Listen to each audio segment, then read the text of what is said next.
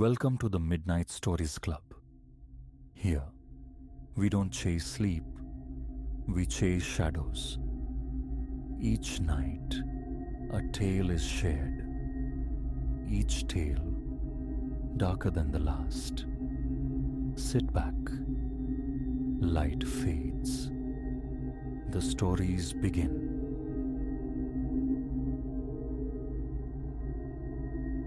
Its initial appearance, the anonymous bulk of the van across the lane, registered merely as transient scenery. By the third twilight vigil, a cold certainty had coiled in my gut. This was no mere happenstance. Little could I fathom how this unremarkable vessel would anchor a maelstrom, dragging my existence toward the precipice of unreason. My name is Ilara. Until the moon preceding this one, life flowed with predictable currents. A graphic designer, 32 orbits completed, residing solo in a modest dwelling, nestled within suburbia's quiet embrace. Days were consumed by pixels and palettes. Evenings surrendered to streamed narratives or the occasional convivial gathering. A simple tapestry, yes, but woven by my own hand, and I wore its comfort well. Everything fractured on a Tuesday, deep within October's grasp. Returning late from the studio's demands, mind tangled in deadlines and client appeasements, my headlights sliced across the unfamiliar shape parked opposite my drive. A pale, featureless panel van, the ubiquitous workhorse of tradesmen and delivery routes. New arrivals on the block, a visitor for a neighbor. Such thoughts flickered and died as I crossed my threshold, prepared a solitary meal, and let the image dissolve. The following nightfall, it reappeared. Same position, same hushed hour. Coincidence, I insisted internally. Yet later, preparing for slumber, a glance through the bedroom casement confirmed its steadfast presence. And then, was that movement within its shadowed interior? A frisson traced my spine, swiftly dismissed. Paranoia, a phantom conjured by fatigue. Night 3 obliterated denial. The van materialized once more, and this time, the silhouette behind the wheel was undeniable. I stood sentinel at my living room window, peering through a sliver in the drapery, my pulse a frantic drum against my ribs. Who lingered there? What purpose held them captive to this vigil? The impulse to summon authorities surged yet faltered. What accusation could I voice? A van occupies the curb? Its presence breached no law. Proof of malice remained elusive. And so, I retreated into inaction, praying for its spontaneous departure. It did not depart. Days bled into weeks, the van evolving into a fixture, a silent, brooding landmark. Its daytime appearances were sporadic, but night after night, inevitably, it returned. Sometimes directly opposite, sometimes displaced by a few houses, yet invariably positioned to observe my residence. My routines warped under the pressure. Curtains were drawn tight upon arrival. Evenings on the porch ceased. The timing of my departures and returns became deliberately erratic. Futile attempts to disrupt the unseen observer. Regardless, the van persisted. Waiting, watching. Friends offered placations, dismissing my growing dread. Surely a coincidence, they'd murmur. Perhaps someone local uses it for work.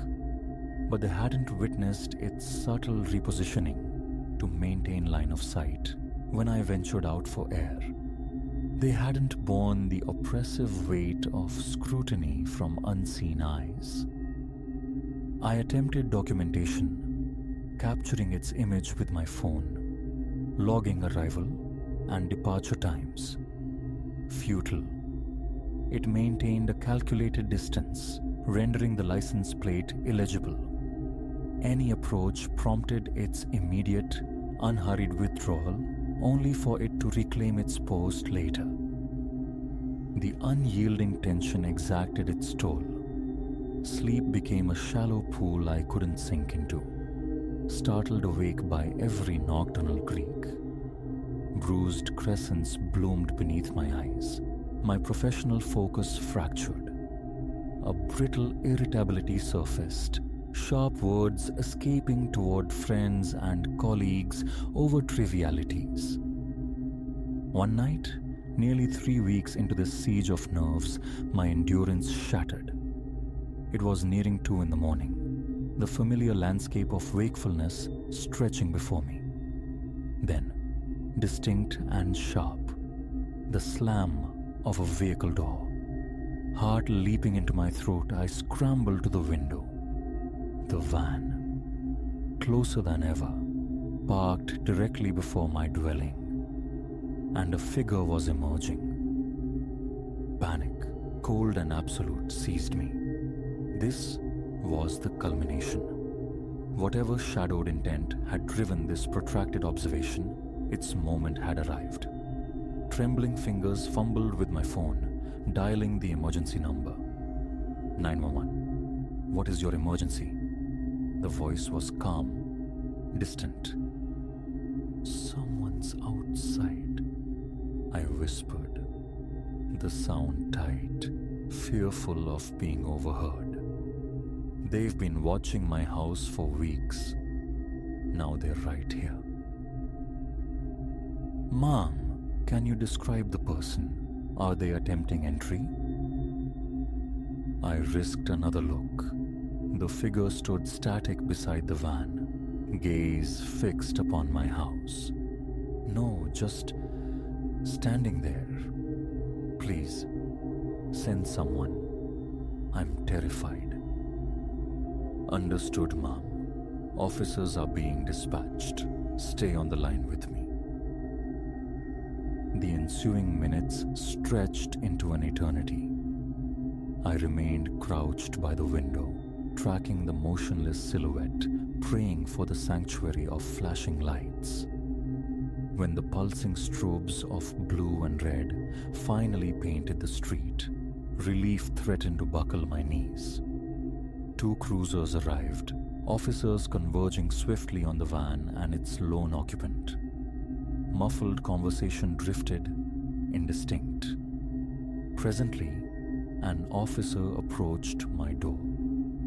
Ma'am, could you step outside, please? Hesitantly, I emerged onto the porch. The figure by the van turned, and a choked gasp escaped me. A woman, perhaps mid-40s, her face etched with exhaustion and a profound, haunting sorrow. Do you recognize this individual? The officer inquired. Confusion clouded my fear. I shook my head. No, I've never seen her. But that van, it's been watching my house constantly. The woman spoke then, her voice fragile, laced with tremor. I am so deeply sorry. Frightening you was never my intention. It's just your resemblance is striking. To my Clara. Gently, the officer elaborated. The woman was Martha. Her daughter Clara had vanished 2 years prior. Clara, who apparently shared my features, was last sighted somewhere in this very neighborhood. Night after relentless night, Martha had navigated these streets, clinging to the desperate hope of glimpsing her child, unearthing some fragment of a clue. I stood immobilized, the revelation washing over me. Weeks steeped in terror, directed at a mother drowning in grief, relentlessly searching for her lost daughter. The immense wave of relief was immediately subsumed by a profound, aching sympathy. "I'm so sorry," I managed, the words inadequate. "I didn't know. I assumed." My voice trailed off. Martha nodded, tears finally escaping, tracing paths down her weary face. "I understand. I should have approached you, explained. I was just terrified of extinguishing the last ember of hope." Statements were taken. The officers, with professional kindness, informed Martha that her nightly vigils, however understandable, were causing distress and could not persist. They provided her with contacts for support networks, resources for families enduring the agony of missing loved ones. As Martha prepared to depart, an unexpected impulse moved me. I stepped forward, embracing her. She remained rigid for an instant, then surrendered to the contact, quiet sobs shaking her frame. "I hope you find her," I whispered against her hair. The van never graced my street again, yet the encounter left an indelible mark. Weeks I had navigated under a pall of fear, perceiving menace in every shadow, only to discover the source was not malice, but heartbreak amplified by desperate hope. Thoughts of Martha and Clara became frequent visitors in my mind. I even attended a few meetings of the support group the police had mentioned, scanning the faces for Martha. She wasn't there, but listening to the shared narratives of loss and resilience reshaped my own ordeal. My personal nightmare, it transpired, was merely a reflection of someone else's enduring tragedy. It illuminated the unsettling ease with which perception can be warped by fear, how readily we project our anxieties onto the unknown. But it also revealed the staggering depth of parental love, the extraordinary lengths traversed for even the faintest possibility of reunion. I still inhabit the same house, on the same quiet street, but now, gazing out into the nocturnal stillness, I no longer instinctively search for threats. Instead, I perceive a world saturated with stories, some terrifying, some steeped in sorrow, all profoundly human. And I am reminded that sometimes the entity we dread most is simply another's pain, searching blindly for solace.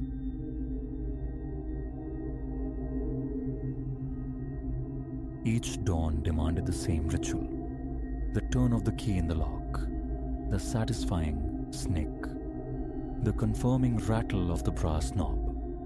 Habit, not obsession. Yet a low hum of disquiet had begun to thrum beneath the surface of my days in this temporary space. Returning felt less like homecoming and more like stepping onto a subtly altered stage set. On the first day, it was a dining chair angled just so. The second, the heavy coffee table nudged infinitesimally closer to the window. The third, a kitchen cabinet door, the one I religiously closed, hanging slightly ajar. An indefinable wrongness clung to the air, whispering that my solitude in this borrowed dwelling was perhaps illusory. Displaced by the dust and orchestrated chaos of renovations back at my own place, an 8-week sentence handed down by the contractor, I'd sought refuge in this furnished way station, a compact box comprising a living space that bled into a kitchenette, a sleeping alcove barely deserving the name bedroom, and a sliver of a bathroom. The landlord's taste ran towards the aggressively neutral, a beige sofa, its cushions sighing faintly under any weight, a glass-topped coffee table reflecting the popcorn ceiling, one lone armchair huddled near the window like a sullen guest. A diminutive dining set for two, a bed frame of anonymous metal, a blocky wardrobe. Utterly standard, utterly anonymous, inhabiting a building whose modern lobby and numbered corridors offered no personality. Only sterile repetition. My unit, 6th floor, perpetually serenaded by the elevator's ascending and descending sighs. The initial week blurred past, swallowed by long hours at the office and the bone-deep weariness that followed. Arrival meant only collapse, the flat merely a backdrop to fatigue, its details unnoticed. Then, Friday unfurled its slow evening shadows, sunk into the sofa's indifferent embrace, bathed in the television's cool, flickering glow. My gaze snagged on the armchair. It sat askew, canted away from the window more than I recalled, disrupting the room's static geometry. A ghost of movement where none should be. Had the cleaner rearranged things? The lease mentioned weekly housekeeping. I made a mental note, frayed at the edges, to confirm their schedule. The sole rational explanation. Still, the image prickled, a tiny burr under the skin. Rising, I nudged the heavy chair back into alignment, a small act of restoring order against an unnamed disturbance, and tried to let the flicker of unease dissipate. Morning light the next day revealed a kitchen cabinet, the one directly above the sink, gaping slightly open. I always secured latches, a small, ingrained neatness from childhood, perhaps a momentary lapse in my routine. I clicked it firmly shut, brewed coffee, pushed the anomaly aside with deliberate effort. But Saturday night greeted me with a starker shift. The coffee table, a solid piece of dark wood, had migrated nearly 2 feet toward the sofa. I froze just inside the doorway, the air thickening, the key still cold in my hand. Tuesday had been the cleaner's day. This was Saturday. No unscheduled intrusions authorized, none requested. A frantic, insistent pulse kicked against my ribs, a leaden weight settled low in my gut. Circling the table cautiously, inspecting its surface and the floor beneath yielded nothing. No scuff marks, no debris. I sank onto the sofa, the TV's canned laughter failing to soothe, my eyes darting between the displaced furniture and the securely locked door. Had I done it myself, unconsciously rearranging my borrowed world in some sleep-deprived fugue? Sleep came eventually, but it was shallow, brittle, edged with vigilance. Monday saw me at the reception desk, my voice tight despite my efforts at casualness. Had anyone accessed Unit 612 over the weekend? The receptionist, a young woman with meticulously calm features, consulted the digital logs on her monitor. Only my key fob registered entry and exit. Housekeeping, she confirmed with unwavering certainty, adhered strictly to weekdays. A chill, sharp and unwelcome, traced its path down my spine, forcing a smile that felt like stretched plastic. I ascended in the quiet elevator. Inside the flat, everything feigned normalcy upon first glance, until the kitchen. Reaching into the refrigerator for a bottle of water, I turned, and my breath hitched in my throat. The bedroom door stood ajar. I distinctly, vividly remembered closing it before leaving that morning.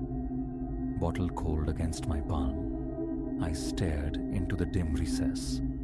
The rumpled landscape of the unmade bed, the wardrobe shut tight, the curtains drawn against the afternoon sun. Nothing overtly sinister, yet the wrongness intensified, a tightening band around my chest. An oversight? Possible. Plausible. but belief in simple explanations felt increasingly fragile, threadbare. Later that same evening, emerging damp and warm from the shower steam, pulling a shirt on in the bedroom's relative quiet, a sound drifted from the living area. A faint click, sharp, almost electronic, unnervingly like the television powering on. Heart leaping into my throat, I hurried out, shirt half fastened, droplets tracing paths down my neck. The screen remained dark, a blank obsidian eye. But the standing lamp beside the sofa, the one I never used, cast a lonely, accusing pool of light onto the carpet. I hadn't touched it. I certainly hadn't left it on before showering.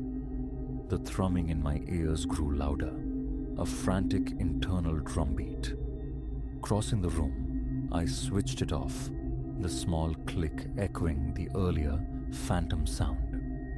Windows secure, door bolted.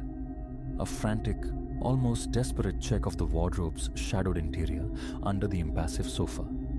Empty. Empty. Flooding the apartment with light, flipping every switch, felt less like reassurance and more like a futile act of defiance against an unseen observer. Seated again on the edge of the sofa, tremors running down my arms, my mind skittered, grasping for logic. An accidental flick of the switch as I passed. Unlikely. Deep down, the flimsy explanations were fraying, dissolving into a pervasive sense of violation. The following week, I initiated a small, desperate stratagem. Each morning before leaving, a sliver of paper, carefully torn, balanced precariously atop the front door, bridging frame and panel. A silent, fragile sentinel. One evening, returning late, I found it lying innocently on the welcome mat inside. Back to the reception desk, my voice strained. Still, the official story held. No key entries recorded. The hallway camera, the receptionist explained patiently, surveyed only the elevator bank and the corridor's main junction, not the recessed alcoves where individual doors stood. Perhaps the paper simply fell due to vibrations, a draft.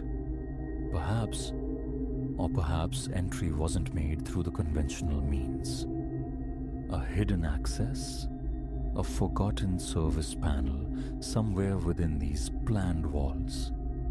The thought made the already small apartment feel suffocatingly dense, its boundaries suddenly uncertain. Work suffered. Sleep became a scarce commodity, haunted by imagined creaks and the persistent feeling of being watched. Concentration fractured, forcing me to double-check every task.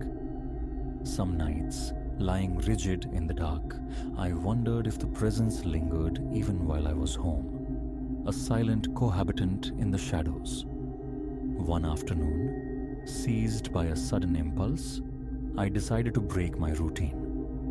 Excusing myself from work at noon with a vague mention of errands, I arrived back at the building around 12:30. The sixth-floor corridor stretched silent and empty. Pressing my ear flat against the cool wood of my own door, I strained to listen. Silence. Unlocking it with painstaking quietness, I eased inside. A faint squeak echoed from the short hallway leading towards the bedroom and bathroom. Brief, furtive, like a hinge protesting a stealthy closure. My throat constricted. Adrenaline surged, cold and sharp.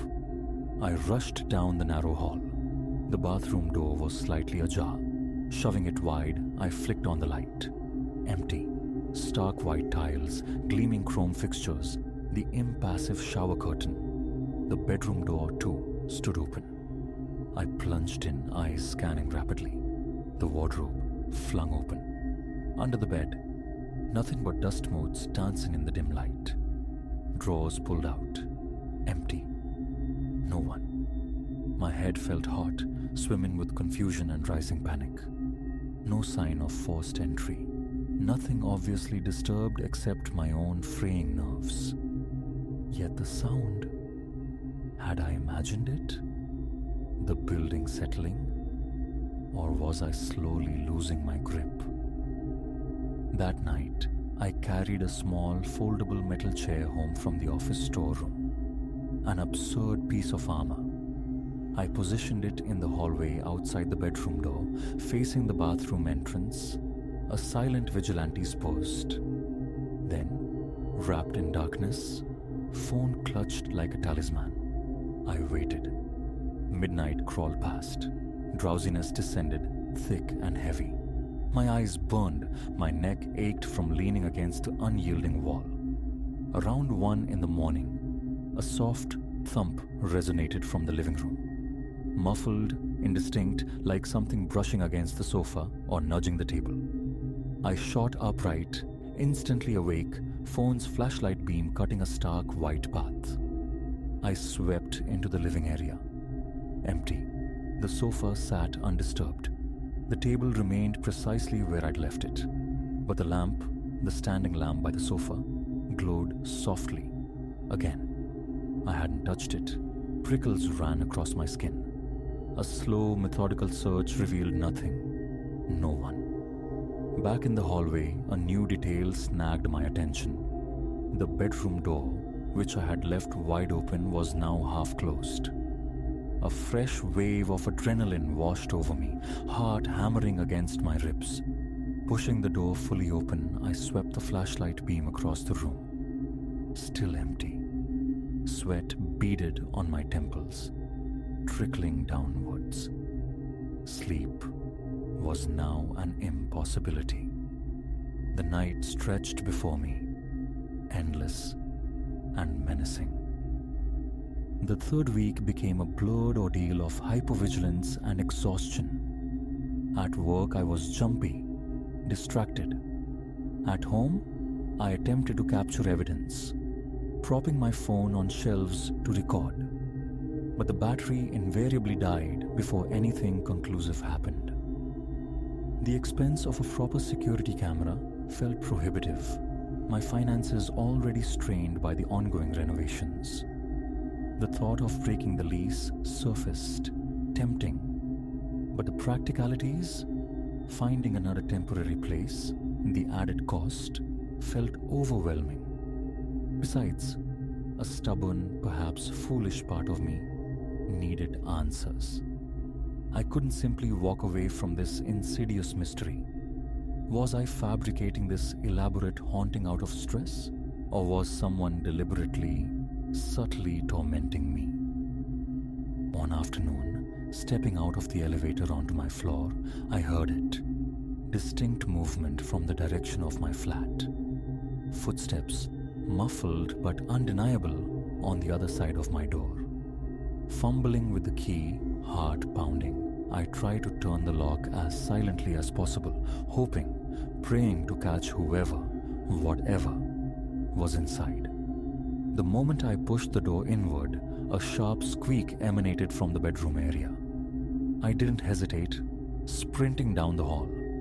The bedroom door was shut tight. I grabbed the handle, yanked it open. Empty. Again. The wardrobe, checked. Under the bed, peered into. Drawers rifled through. The small bedside table, inspected.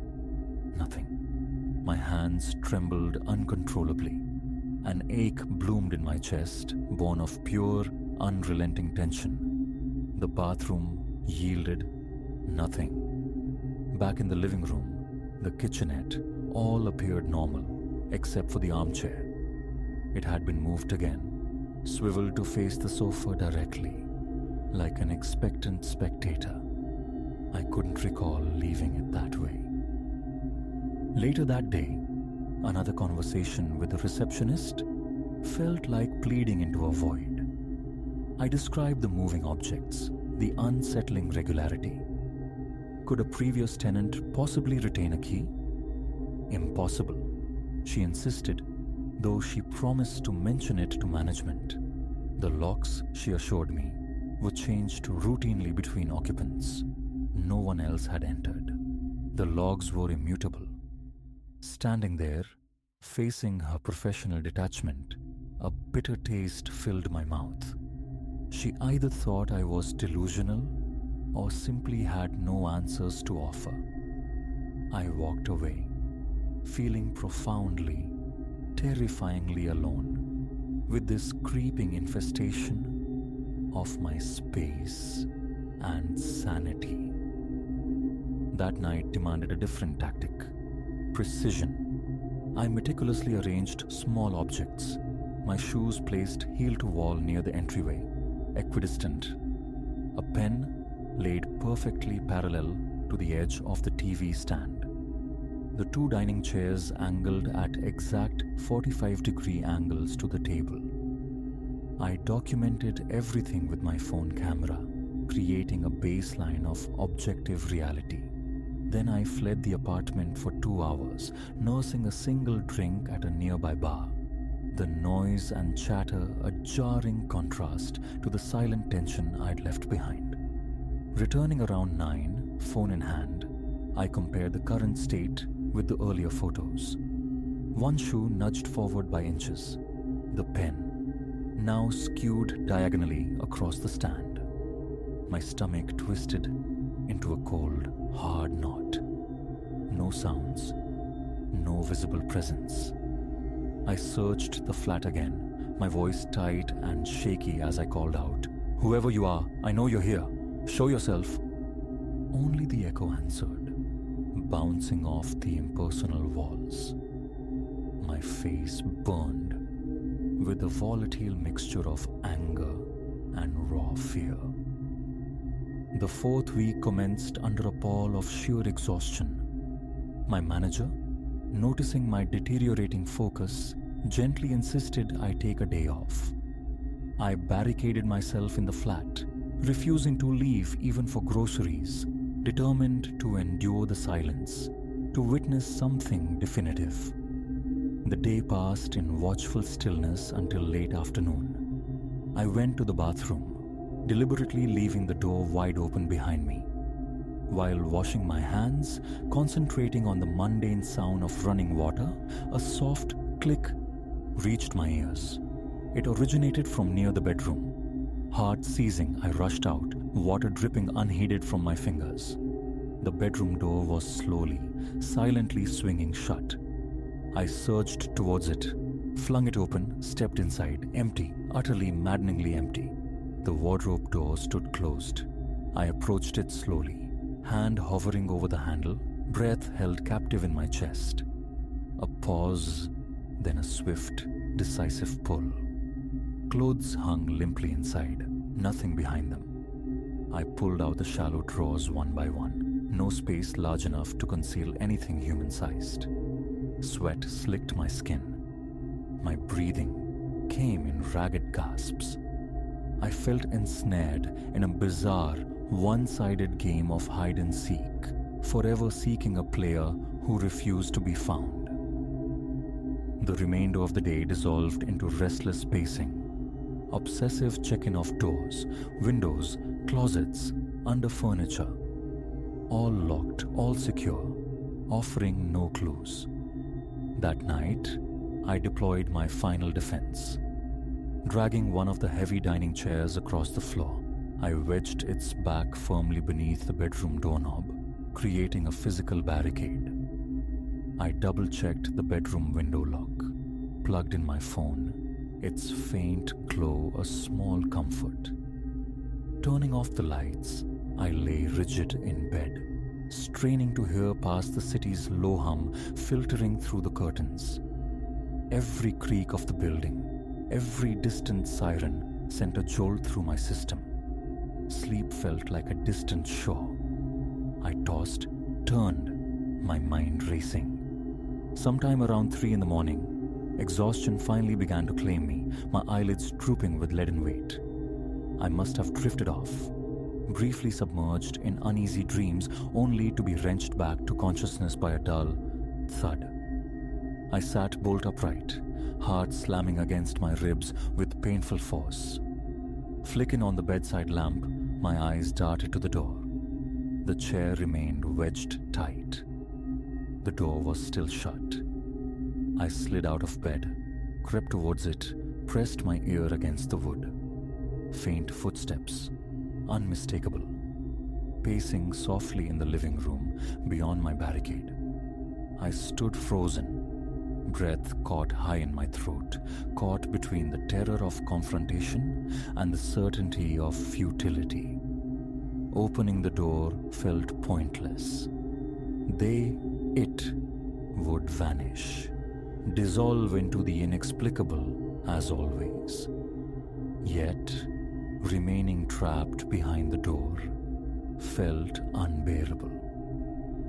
After minutes that stretched into an eternity, filled only by the frantic drumming of my own heart and the whisper of movement beyond, I slowly, carefully pulled the chair aside.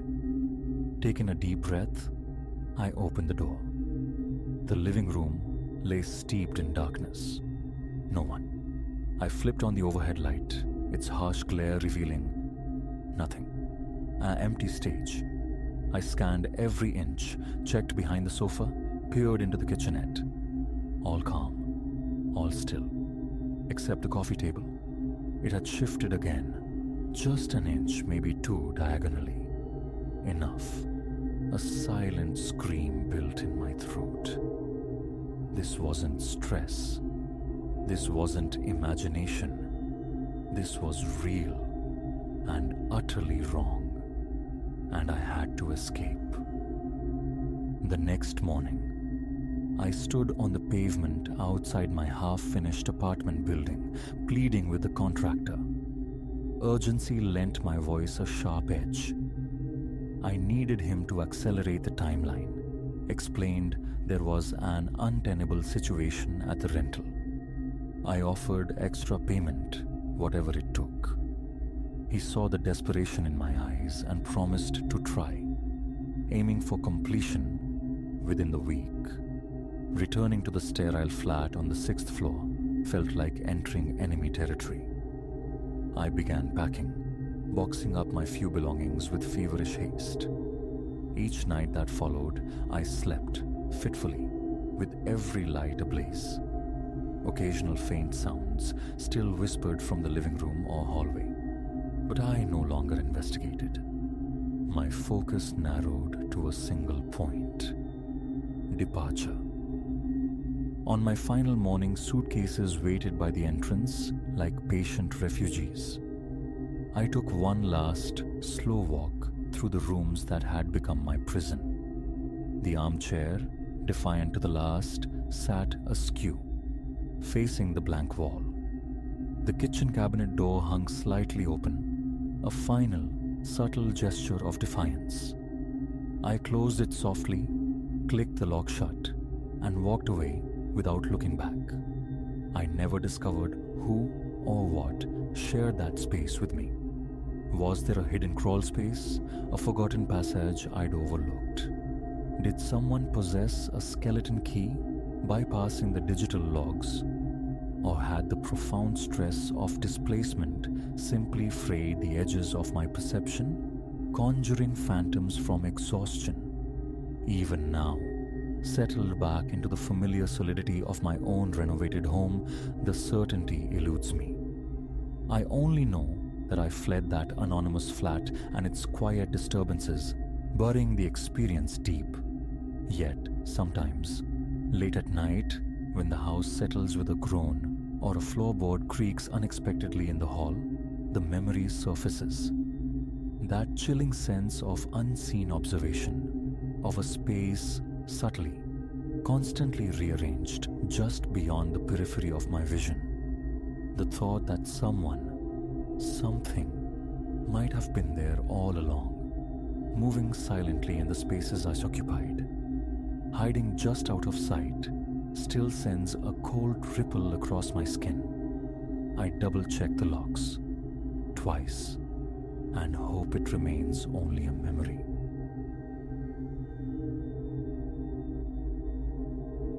Something felt dissonant by my second nightfall within that old crimson brick edifice.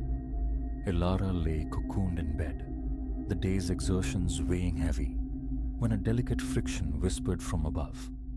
A shuffling, hesitant, like the drag of reluctant feet across floorboards. Initially, dismissal came easy. The tenant overhead, perhaps pacing. Yet the sound persisted, a slow, rhythmic scrape, scrape, scrape that seemed amplified by the building's otherwise tomb-like quiet. Thick walls swallowed every other murmur of life.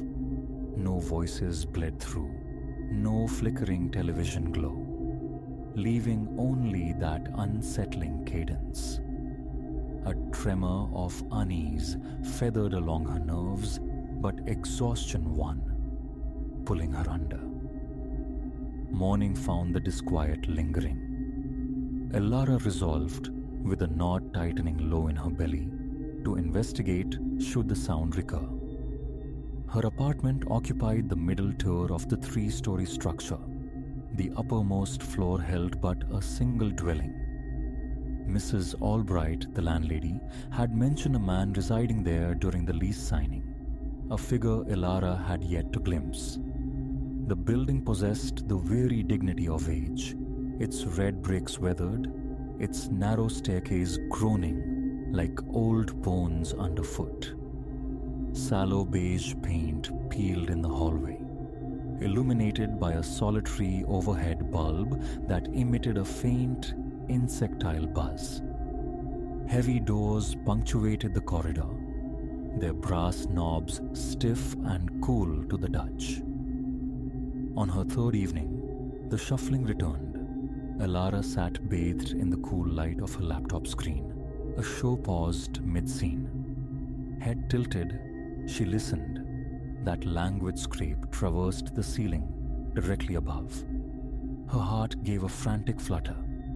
Rising, she climbed onto her sofa, pressing an ear against the cool plaster. Faint, undeniably faint, but present. A complaint felt premature.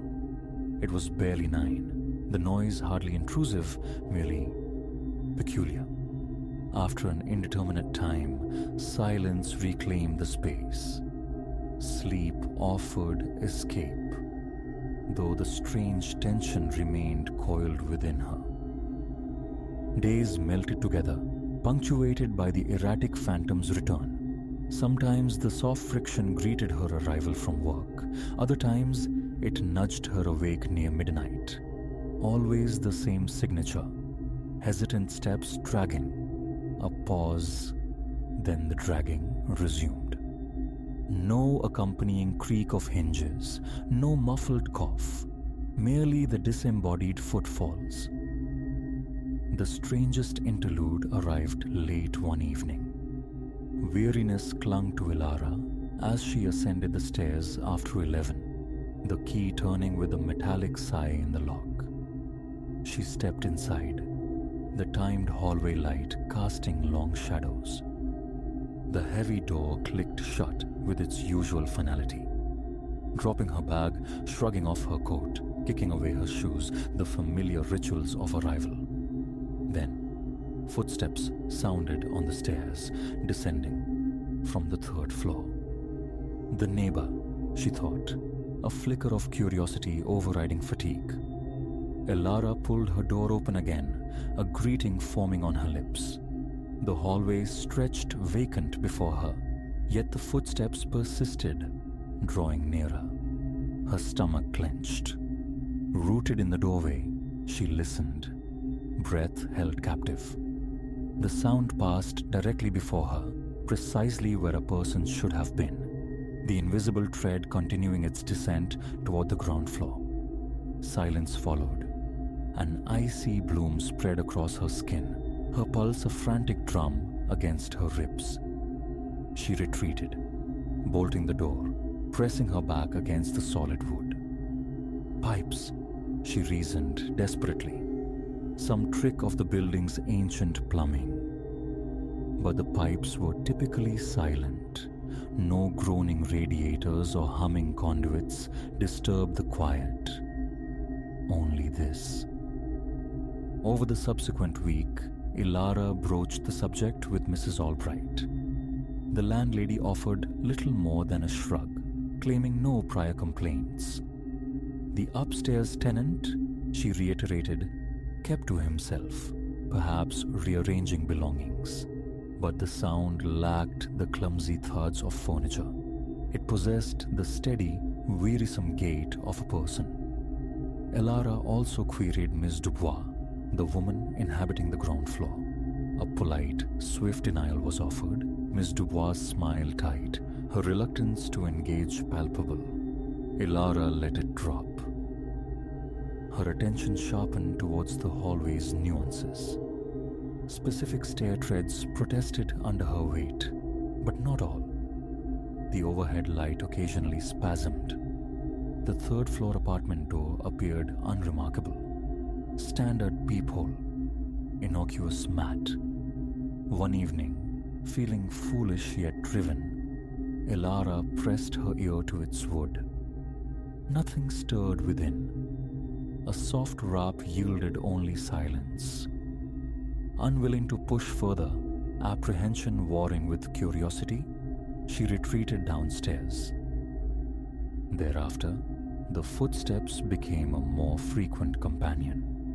No discernible schedule governed their appearances, yet rarely did a day pass without their signature shuffle.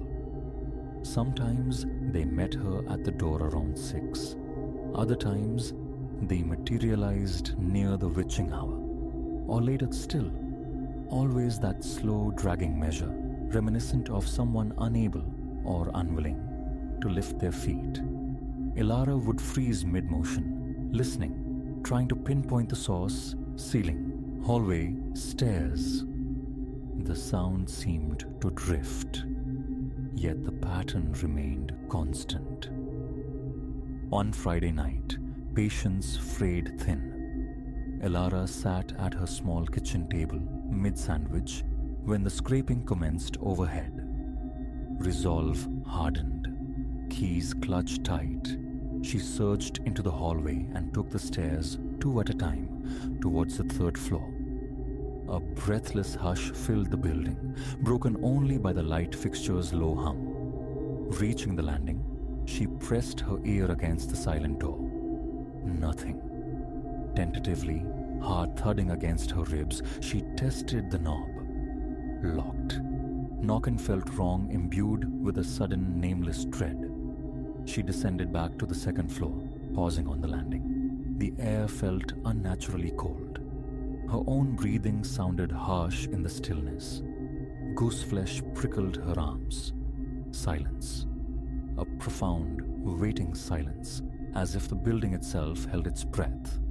Locking herself inside her apartment, Elara flicked on every light.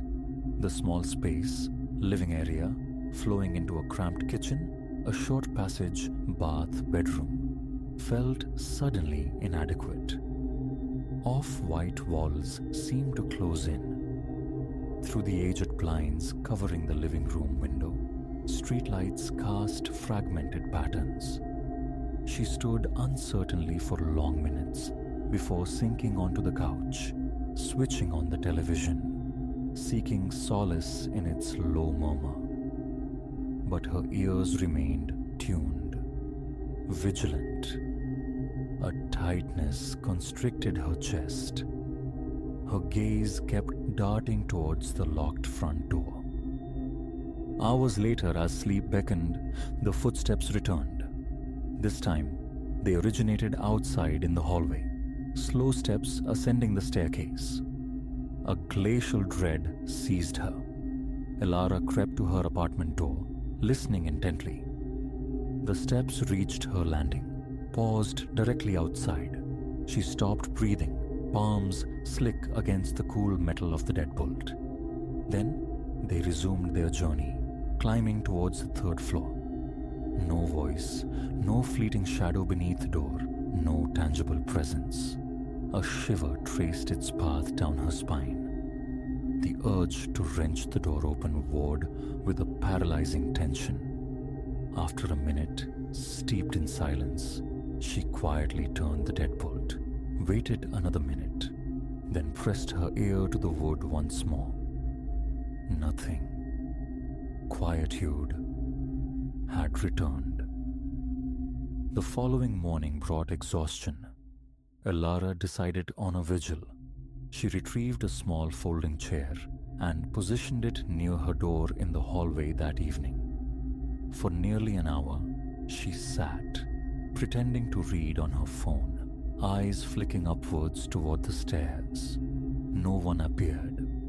The corridor smelled faintly of aged polish and dust motes, still and profoundly dull.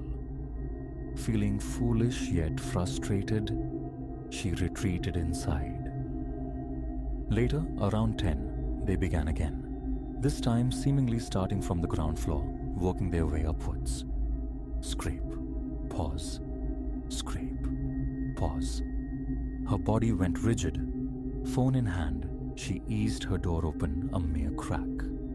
The hallway yawned empty. Leaning out, she peered down the stairwell. Vacant, yet the footsteps climbed relentlessly.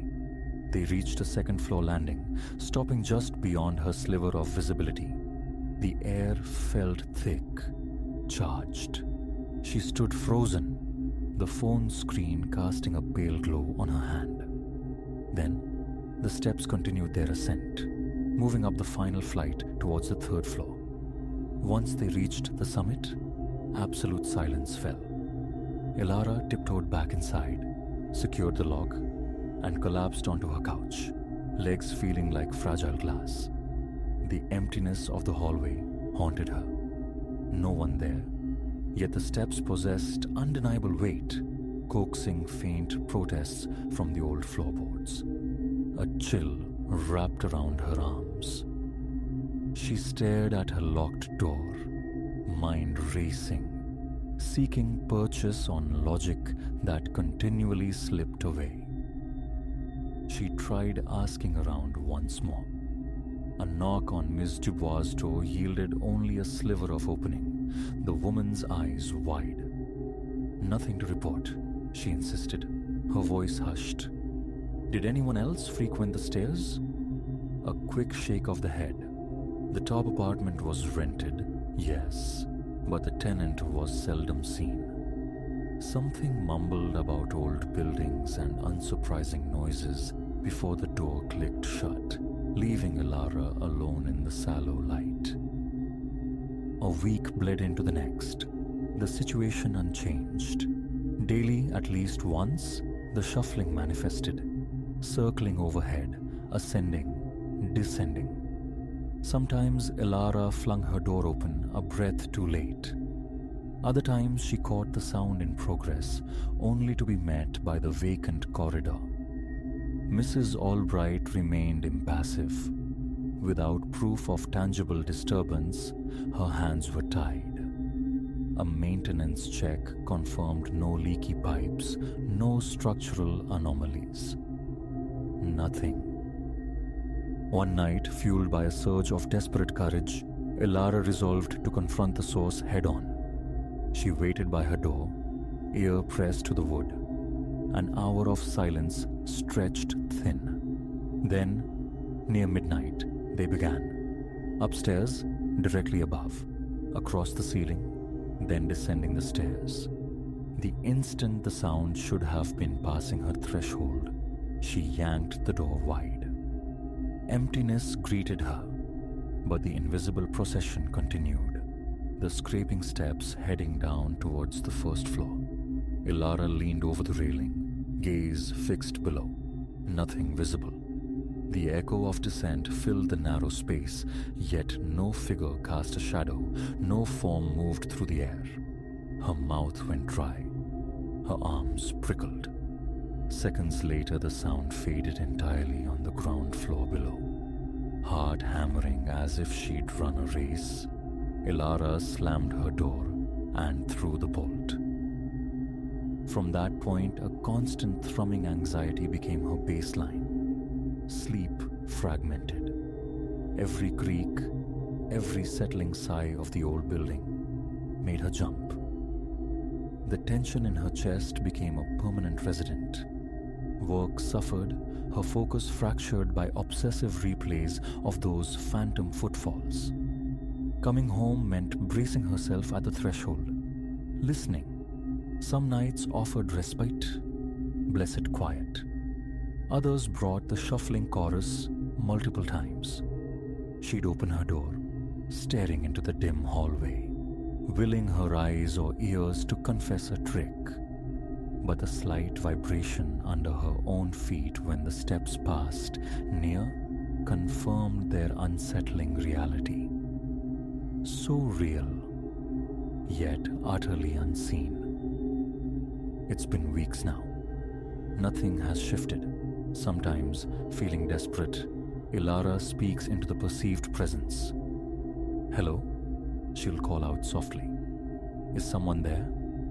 No reply ever comes. The footsteps never falter, continuing their slow pilgrimage until they cease of their own accord. Moments occur when the air outside her door feels palpably heavier, charged, yet the peephole reveals only the empty, buzzing hallway. The conviction solidifies. The footsteps belong to someone or something beyond sight. Fear mingles with a profound, indescribable unease. Moving out flickers across her mind. The rent is mercifully low, the apartment itself adequate, but this haunting rhythm keeps her perpetually strung tight. She dislikes this feeling of being besieged within her own home. She mentioned it once to her friend, Leo, who quipped about hauntings, a joke that landed heavily in her isolation. Belief wavers. She clings to shreds of rationality. Yet the evidence accumulates. Slow, dragging footsteps day and night, pacing above, traversing the stairs. Thick brick walls that muffle all else but amplify this single persistent sound. An empty corridor staring back at her. No answers from neighbor or landlady. Each time the scraping begins, her pulse leaps, activity ceases, breath catches, shallow in her throat, a familiar knot tightening in her stomach. The sensation of being watched, observed by unseen eyes, is inescapable. Attempts to capture proof have failed. Her phone records only ambiguous creaks, the essence of the sound refusing digital capture. An overnight voice recorder yielded mere static, punctuated by random clicks. Can she continue living here? The question hangs unanswered. Yet, reluctance roots her. A stubborn piece of her craves logical explanation, clings to the possibility of faulty plumbing, strange acoustics. But every time she opens the door to that empty space precisely as the steps should be passing, feeling the hairs on her arms rise, she knows the answer isn't simple. It's past midnight. Ilara sits at her small kitchen table, pen moving across paper. The overhead light hums its low, constant note. Outside the window, streetlights bleed through the blinds, painting stripes across the dark living room. She waits, listening. Is tonight another night for the footsteps? Her pulse quickens slightly. Her shoulders ache with tension. A faint creak echoes from the stairwell. The building settling, or something more. All she knows is the pattern holds. Someone or something walks these stairs, paces the floor above, forever unseen. Just now, a familiar tremor, a soft friction from above. She's rising, drawn to the threshold once more. Her heart pounds. A chill permeates the air. One more time, she'll open the door. Perhaps tonight, finally, she will see. Or perhaps, once again, there will be nothing there at all.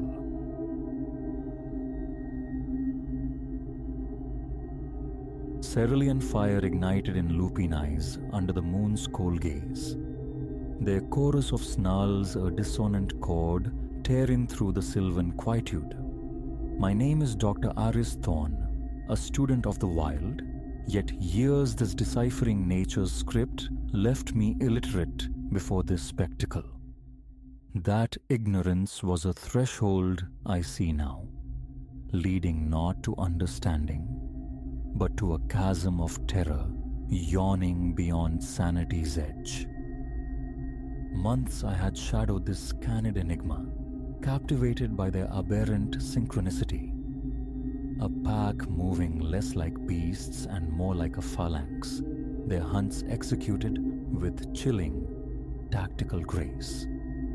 Initial theories of hyper-evolved pack hierarchy withered, replaced by a creeping conviction of something deeply aberrant woven into the wood's fabric.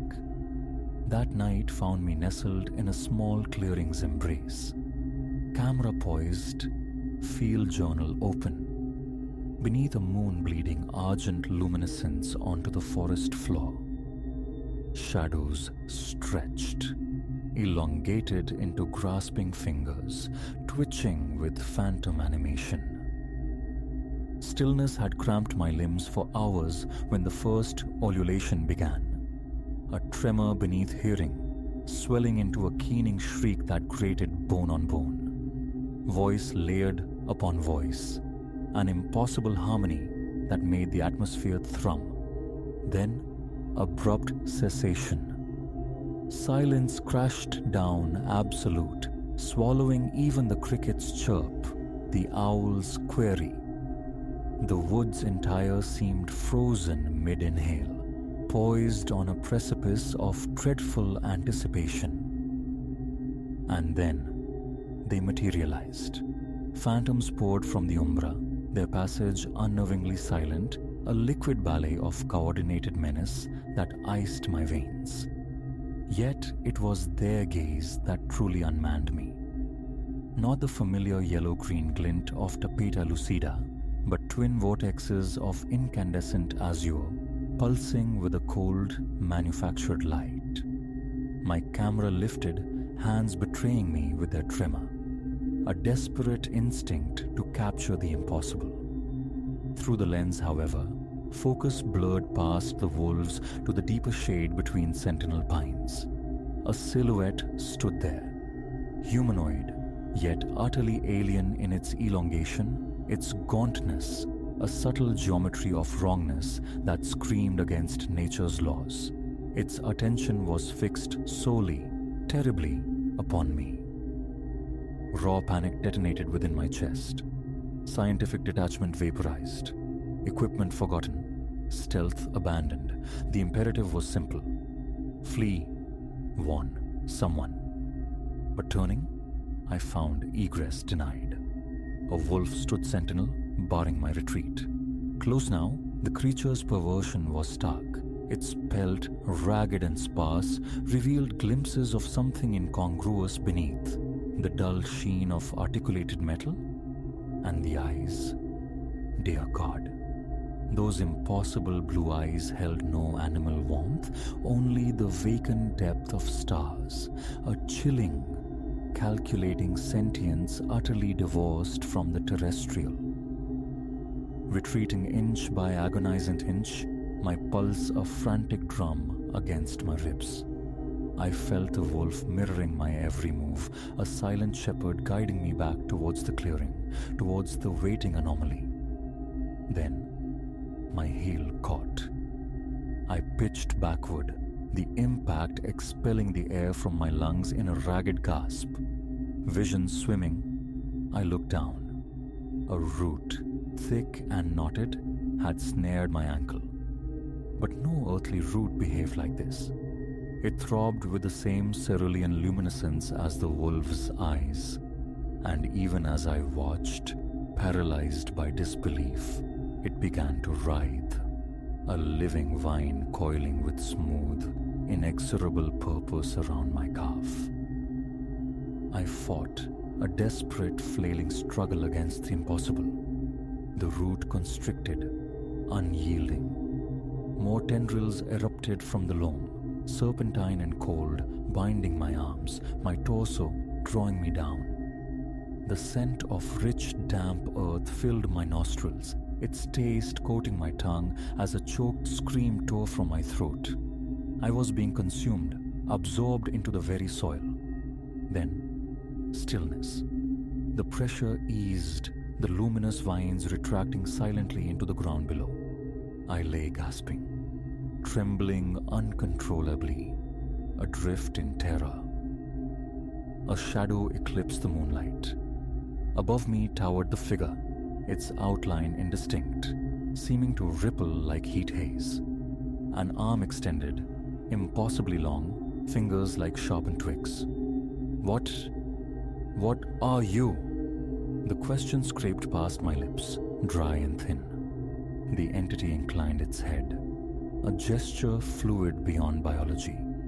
Its voice, when it came, was a symphony of the woods, the susurrus of wind through pines, the groan of ancient boughs, underscored by a resonant hum that vibrated deep within my skull. We are the wood. It resonated. We are the pack kin. We embody the equilibrium your species discarded. My head swam. I failed to comprehend. The entity folded itself down, bringing its face near mine. Now I could discern it, less a visage, more a sculpted mask of living bark, illuminated from within by that same unsettling azure radiance. Your people, the arboreal voice continued, have lost the path. You harvest without sowing, disrupt without repair. The scales are broken. Our purpose is reclamation. As it spoke, the periphery of my vision filled. More shapes coalesced from the gloom. Some vaguely anthropomorphic, others chimeric fusions of fauna and flora. Still others abstract geometries of shadow and light that defied categorization. They formed a silent ring, their collective gaze points of blue fire in the darkness. The wolves, I breathed, a chilling synthesis locking into place. Their eyes, their movements, you control them. A slow inclination of the bark-masked head.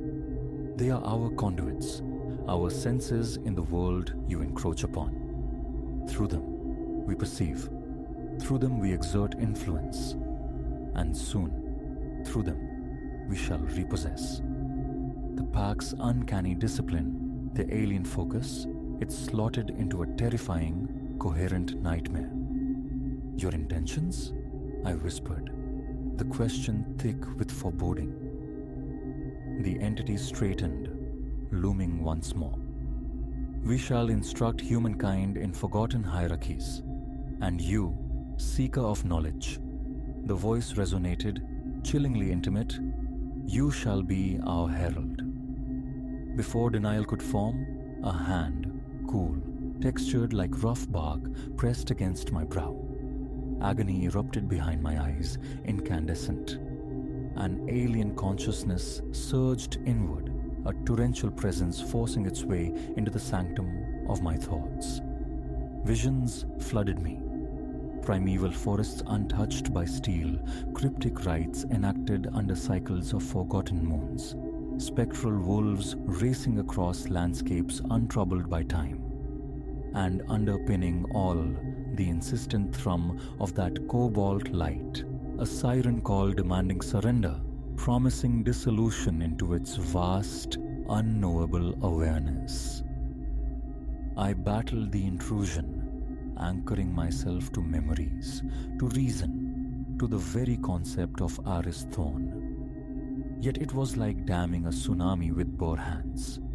My identity eroded, fragmenting under the pressure, yielding ground to the other. Consciousness teetered on the brink of annihilation. Then, a discordant intrusion. The chopping beat of rotors sliced through the night. A harsh mechanical counterpoint to the forest's hum. A brilliant beam of artificial light scythed through the canopy. A collective hiss rose from the assembled entities as they recoiled, dissolving like smoke into the deeper darkness. The being, touching me, snatched its hand back, as if scalded. In that fractured moment, that briefest lapse in its overwhelming pressure, I found purchase.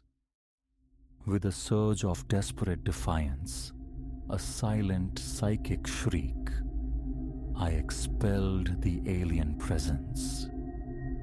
Scrabbling upright, I fled, directionless, instinct-driven flight through a suddenly hostile woods. Branches clawed like malevolent hands, roots seemed to actively twist, seeking a purchase on my stumbling feet. But the thrumming rotors grew louder, closer. I burst from the claustrophobic embrace of the trees into an open swathe of meadowland, momentarily blinded by the descending helicopter's searchlight. Arms flailing, voice raw, I screamed for rescue. As the machine lowered, casting turbulent wind across the grass, I risked a final glance toward the forest verge. There, unwavering, burned the blue eyes of the pack, and behind them, half seen in the shadows, flickered the protean shapes of the wood's awakened sentinels. The subsequent hours remain a fragmented montage.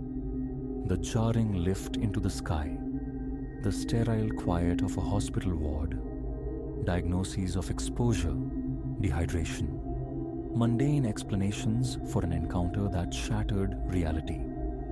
My attempts to articulate the truth, the cerulean eyes, the bark-skinned figure, the mental violation, were met with placating nods and gentle suggestions of delirium induced by stress, perhaps some unknown hallucinogen native to the region.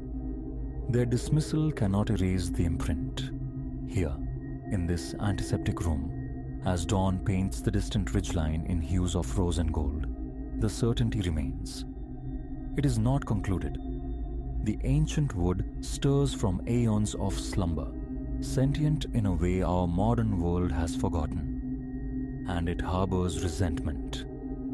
What the future holds, what part the entity intended for its unwilling herald, remains terrifyingly opaque. But this I understand with visceral clarity. The wilderness is no longer a passive landscape to be studied.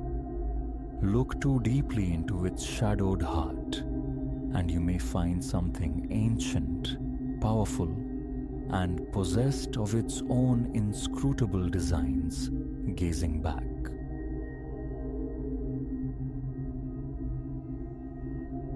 Acquiring anything from that suffocating little establishment tucked away on Serpent's Lane should have tripped an internal alarm. Its windows, opaque with grime, and the splintered, sun-bleached shingle hanging askew, hardly inspired confidence. Yet the looking glass, propped just so within the shadowed maw of the display window, snagged my gaze instantly, half eclipsed by a teetering ziggurat of battered valises.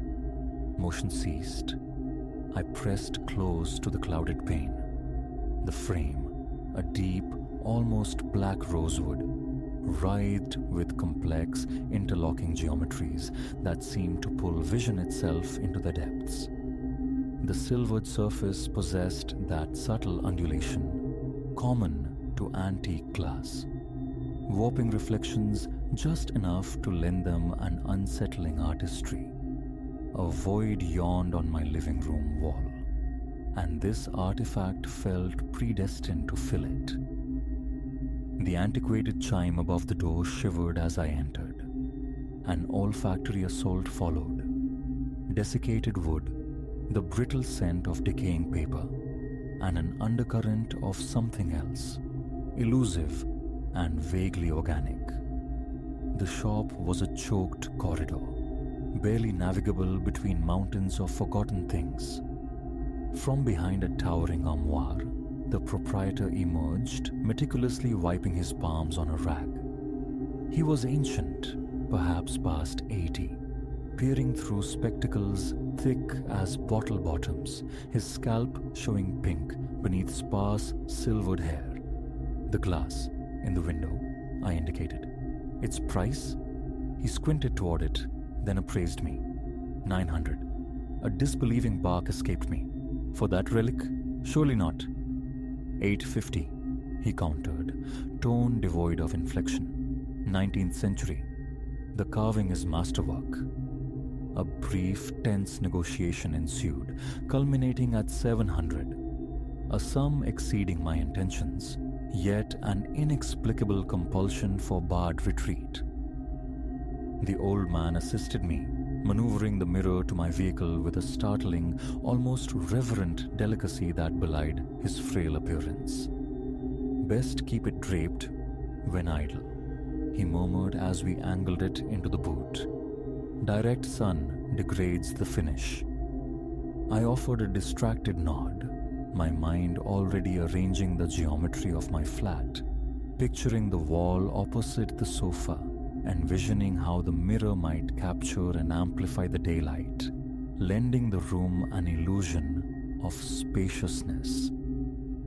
Securing it to the wall that evening consumed the better part of an hour. The object possessed an astonishing, deceptive gravity. Twice I had to drill fresh holes, reinforcing the anchors to bear its substantial mass. By completion, my shoulders throbbed, and a constellation of shallow cuts mapped my hands, souvenirs from the frame's sharp, intricate edges. But it hung flawlessly, precisely the presence the room had craved. I sank onto the sofa, beer in hand, appreciating the way the mirror drank the lamp's amber glow.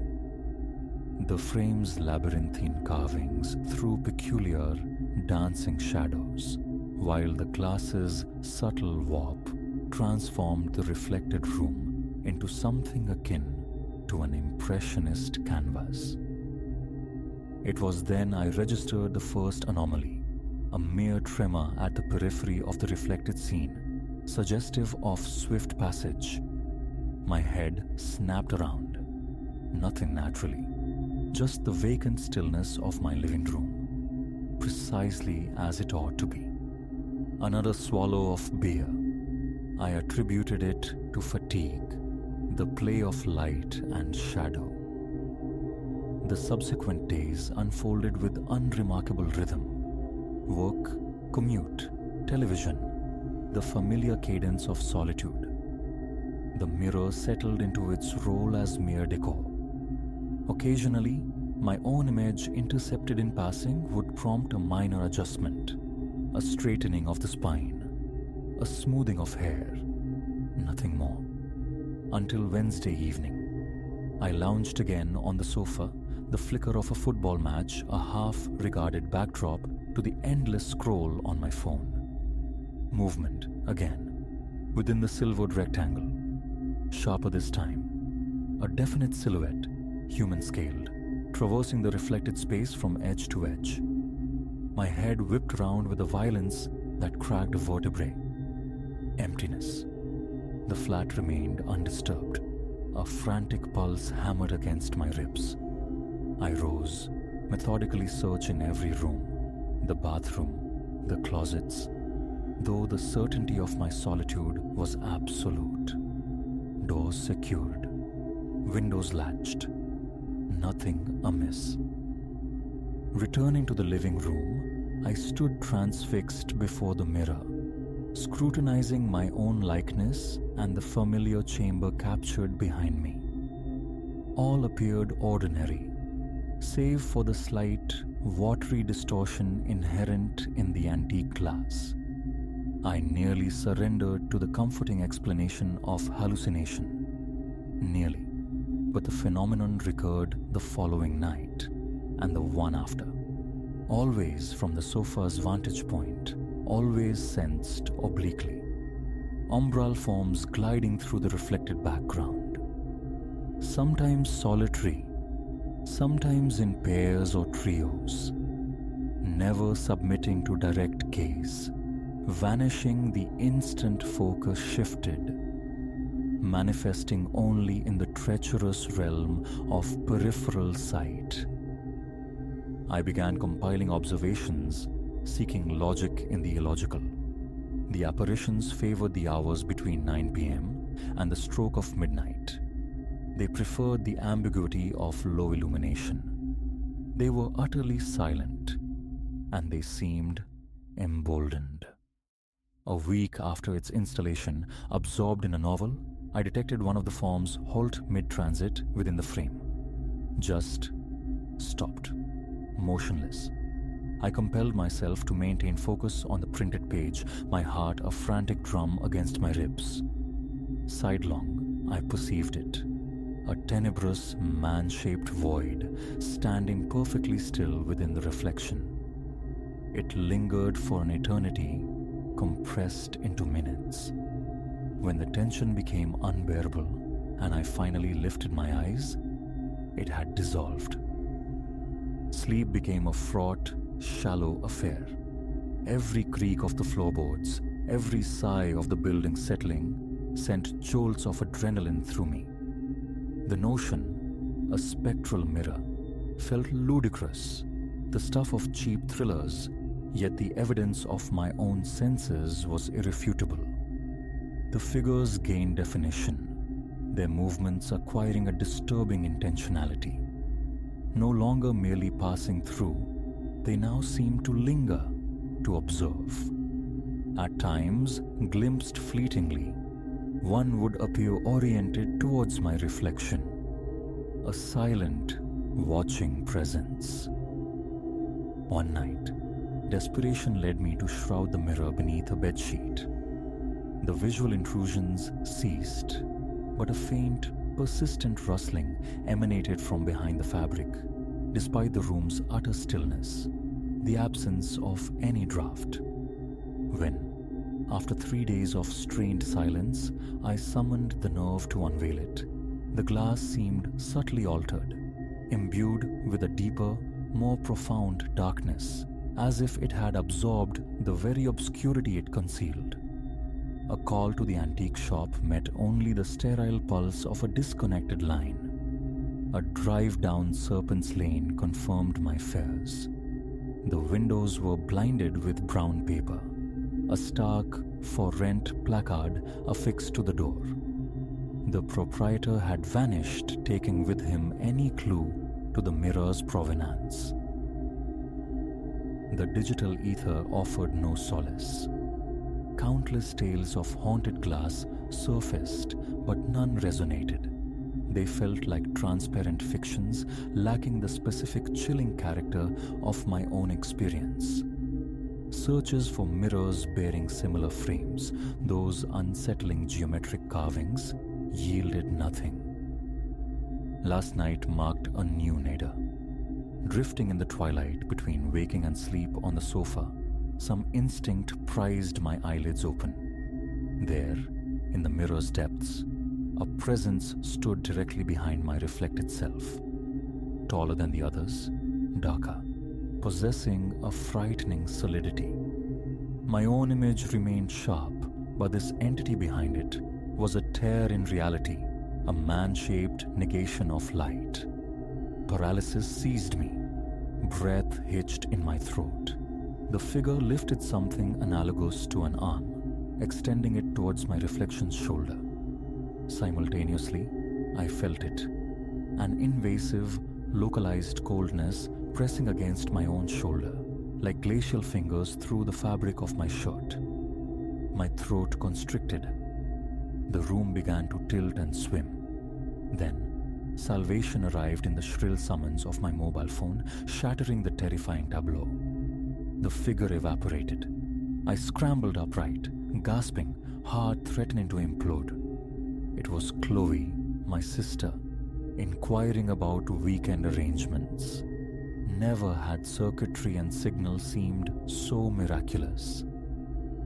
That night was spent hunched in the driver's seat of my car. Returning to the flat, to that room, was unthinkable.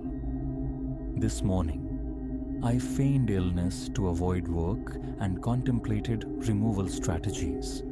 But the mirror's sheer weight defied solitary effort, and the prospect of explaining this to anyone felt insurmountable. Which led me here, to this anonymous coffee house, transcribing the ordeal, seeking clarity. Dusk gathers outside. The choice looms: return home or seek refuge in a sterile motel room. My phone vibrates. Chloe again. Worry likely colors her tone. I never returned her call. I should answer, confess everything. But the inevitable diagnosis, delusion, breakdown. The figures are real. The glacial touch was real. Conviction, however, offers no shield against terror. My coffee has long gone cold. The server eyes me with thinly veiled concern. Hours have passed. Through the cafe window, my car squats in the near empty lot. I could drive there now, stride into my apartment, confront the thing, rip it from the wall, drag it out, consequences be damned. But what if that's precisely the desired outcome? What if detachment or destruction escalates the horror? Another vibration, a text message. Chloe, where are you? I'm at your place. Ice floods my veins. She's there, now, in that room. Likely standing before it. Keys clatter as I snatch them, bolting for the car. The drive home is a frantic blur. Laws ignored, tires screaming. Sweat slicks my palms on the wheel. I burst through the apartment door, shouting her name. She stands in the living room, glancing up from her phone, startled. Elias, finally. Been trying you all day. Everything all right? My gaze darts to the mirror. Chloe's reflection stares back, innocuous, untroubled. No attendant shadows, no abyssal figures. Relief wars with lingering dread. Yeah, I manage, fighting for breath. Fine. Just under the weather. She scrutinizes my face, frowning. You look dreadful. Haven't slept? A hollow laugh escapes me. Not much. Work stress. I maneuver myself, subtly placing my body between her and the mirror. Hey, since you're here, mind helping me take this down? Thinking of changing the decor. An eyebrow arches. The mirror you just hung? Thought you adored it. Second thoughts. Doesn't quite work. She shrugs, obliging. All right. Where's it going? The car for now. Plan to sell it. Dislodging the mirror proved manageable between us, though its oppressive weight remained undeniable. I insisted on swaddling it in a heavy quilt before we commenced the awkward journey down the stairs and out to my car.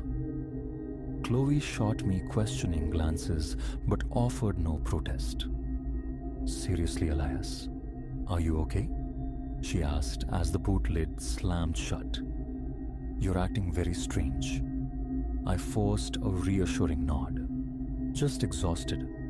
Thanks for the muscle. She remained unconvinced, but let it drop. After her departure, I lingered in the driver's seat, gaze fixed on the rearview mirror, on the indistinct, shrouded bulk occupying the boot. Just a shape beneath fabric. Yet, as twilight bled into true night, deepening the shadows within the car park, I could have sworn I saw it. A faint stirring beneath the quilt, a subtle undulation, like something testing its confinement. Ignition. The engine hummed, a low thrum against the silence. My destination remained undefined, only the imperative, distance. Somewhere remote, perhaps, a forgotten quarry, or a deep, murky lake where this cursed object could be consigned to oblivion. The boot reflected in the mirror seemed unnaturally dark, absorbing the ambient light. I shifted the gear lever into reverse. A reflexive glance over my shoulder coincided with a flicker of motion in the rear view. A dark form coalescing, rising from the shrouded mirror in the boot, seeming to reach towards the passenger cabin. Panic slammed the gear stick back into park. I flung the door open, stumbling out, heart hammering. The boot appeared undisturbed. The quilt lay motionless, all tranquil. But the illusion of normalcy had shattered permanently. They were contained for now, waiting, gathering strength. Hours have bled away. I sit here still, in the deserted car park, composing this account on my phone's dim screen. Night is absolute. Mine is the solitary vehicle remaining. Periodically, my eyes flick to the boot, though I lack the courage to open it. The quilt remains placid, yet sometimes a ripple, a tremor suggesting subterranean movement. Chloe texted again. Dinner. Impossible. I cannot abandon the mirror, cannot risk its discovery, cannot unleash its occupants upon another soul. So, I drive. Destination uncertain, resolve hardening. This ends tonight. It must. The reality of the mirror's inhabitants is no longer debatable. Their motives, their fixation on me, remain terrifyingly obscure. But I will deny them their culmination. The engine turns over again. The boot looks ordinary in the rearview mirror, but reflections are liars. I will drive until a suitable abyss presents itself. Perhaps then, sleep might return, untroubled by the gaze from the other side of the glass. The sodium lamps overhead flicker erratically. It is time. My only prayer now is that whatever resides within that frame remains quiescent until journey's end. And may Providence steer me clear of any establishment resembling Serpent's Lane forevermore.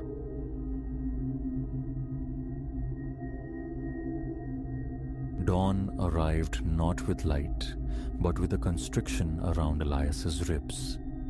His forehead was slick with a cool dampness, a peculiar clamminess in the temperate air of his small apartment. An insistent wrongness hummed beneath his skin. He navigated the narrow space, carefully sidestepping a constellation of forgotten paintbrushes near the threshold. The corridor stretching towards his studio lay shrouded in shadow. His hand, betraying a tremor, found the switch, bathing the passage in stark, artificial light. Pushing open the studio door, released the acrid tang of pigments into the air, sharper than usual. His initial thought, carelessly left solvents, evaporated instantly. The landscape upon his easel was not the one he had abandoned to the night.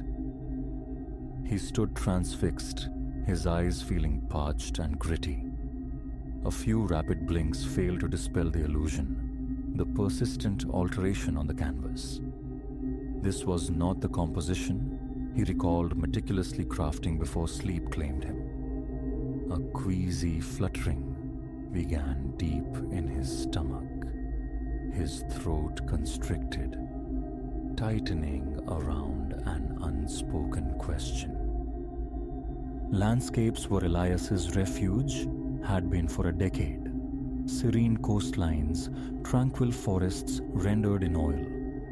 The previous evening, he'd been immersed in a meadow scene, capturing the kiss of golden light upon vibrant green grasses, finessing the ethereal wisps of clouds against a benevolent sky. He remembered setting down his brush near midnight, the canvas radiating peace. But the morning revealed a desecration. The grass, once lush, now sprawled in shades of bruised umber, dark and unwelcoming. A heavy pall of grey suffocated the sky, streaked with weeping lines of black that bled from the clouds toward the distant trees. This profound shift alone might have seeded doubt in his memory. Yet something else commanded his attention, a shape lurking in the background. Near a cluster of skeletal trees at the meadow's edge, a figure stood indistinctly, its posture hunched, leaning as if burdened or peering intently. The paint there possessed a viscous sheen, palpably fresh, applied mere hours ago. He hadn't painted it. He possessed no recollection of mixing such somber, bruised colors. Elias drifted closer, drawn by a morbid curiosity, leaning in to scrutinize the brushwork. A frantic percussion hammered against his sternum. Fresh beads of sweat pricked his brow. Tentatively, his fingertip grazed the surface. Tacky, not yet cured. He remained there, adrift in a disorienting silence, grappling with the terrifying possibility of a fractured mind. Had he worked in some fugue state? A sleepwalking artist, painting nightmares? The thought felt alien, improbable. A tremor ran up his legs, forcing a shaky step backward. Calm, he told himself. Just exhaustion playing tricks. Perhaps an experimental impulse utterly forgotten. He retreated to the kitchen, seeking the mundane solace of running water. His hands were unsteady as they guided the stream into a glass. The low thrum of the refrigerator filled the silence. He focused on the simple anchor of the cool glass against his palm, taking slow, measured sips, coaxing his breathing back from the precipice of panic. His thoughts whipsawed. A break-in. But the windows were latched, the door bolted. Nothing else seemed disturbed. Sleep painting. The idea felt both absurd and horrifyingly plausible. Setting the glass down, he cast one final searching glance around the familiar space before the studio's magnetic pull drew him back. The figure remained, an uninvited guest upon his canvas. The meadow still brooded under its grim sky. Elias fought down a rising tide of fear, attempting a rational approach. Repaint it. Obliterate the anomaly. He selected a clean brush, squeezed a hopeful dollop of viridian onto his palette, and addressed the corrupted grass. But the fresh paint resisted, sliding over the still damp underlayer, refusing purchase, mingling into a sickly, indeterminate hue.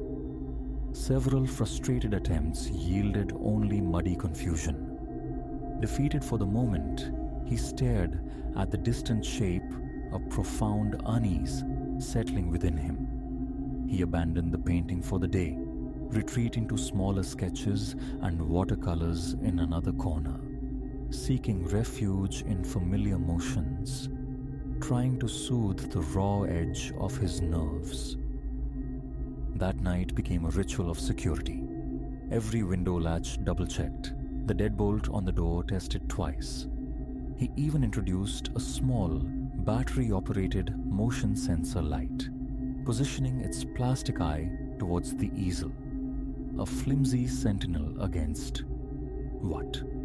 Himself perhaps caught in some unconscious act of nocturnal creation? He ate a hasty, tasteless dinner, deliberately averting his gaze from the troubled canvas. Tension coiled in his shoulders, his back aching from a day spent hunched and weary. Sleep, when it finally came, was a shallow, fitful thing.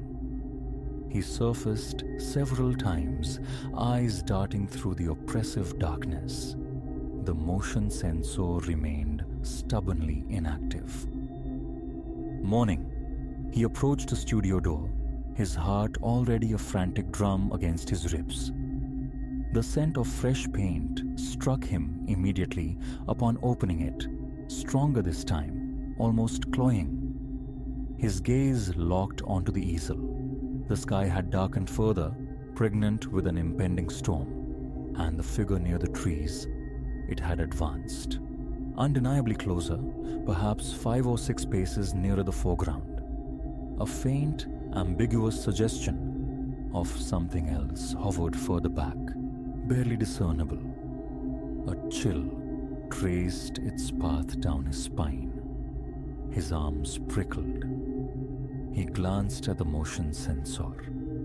Still in place, its small green light indicating a full battery. No trigger, no evidence of intrusion. Once more, his finger met the canvas, damp, sticky. He rubbed his thumb and forefinger together, the familiar texture confirming the impossible. A wave of adrenaline surged, propelling him into a frantic search of the apartment. Every corner, every closet yielded nothing. Locks secure. No muddy footprints, no scuff marks. Just the suffocating normality of his solitude. He retrieved his phone, documenting the painting with several photographs, then recorded a shaky video of himself, narrating the unnerving sequence of events. A desperate attempt to anchor his sanity, to prove this wasn't mere imagination. The subsequent days fell into a disturbing rhythm. Each dawn revealed fresh violations upon his canvases. One night, the phenomenon migrated to a nascent piece, a simple sketch of a mountain range bathed in sunrise hues. He'd retired, leaving only foundational lines and a delicate wash of color. Morning exposed mountains cloaked in ominous shadows, and perched upon a precipice, gazing into the valley below, was a shape bearing the same hunched posture as the figure in the meadow. His throat tightened with each discovery. These weren't random smears. They were deliberate, imbued with a chilling skill, a depth that spoke of intent. Yet, he remained utterly alone. He began sleeping in the studio, coiled on a small divan, pushed against the far wall, determined to witness the transformation. His phone, perched on a tripod, became his unblinking nocturnal witness. The first night yielded nothing on playback, despite his own fitful awakenings to check the canvas. He'd felt a sliver of relief drifting back to sleep, but morning mocked his vigilance. The painting had altered again. The original figure had moved, and now a second stood beside it, both oriented towards the viewer. He reviewed the entire recording, his sleeping form, his occasional stirring, his brief, anxious inspections of the seemingly static canvas. No spectral painters, no brushes dancing on their own. Yet the evidence of change was undeniable, inexplicable. After the fourth or fifth night, the recordings ceased. Exhaustion had hollowed out his eyes, leaving dark smudges beneath them. A constant nausea churned in his gut whenever he crossed the studio threshold. His confidence, his very connection to his art, felt irrevocably tainted. He attempted to share his ordeal, inviting a friend, Leo, over. But Leo couldn't stay the night, and during daylight hours, the paintings remained stubbornly inert, exactly as Elias had found them that morning. Leo, well-meaning but pragmatic, suggested stress, perhaps a dissociative state manifesting creatively. Elias possessed no counter-evidence, only a deep, visceral certainty that this explanation fell short. One evening, resolve hardened within him. He would confront this painted haunting directly, positioning a lamp to flood the meadow scene with harsh light. He sat before the easel, brush gripped tight.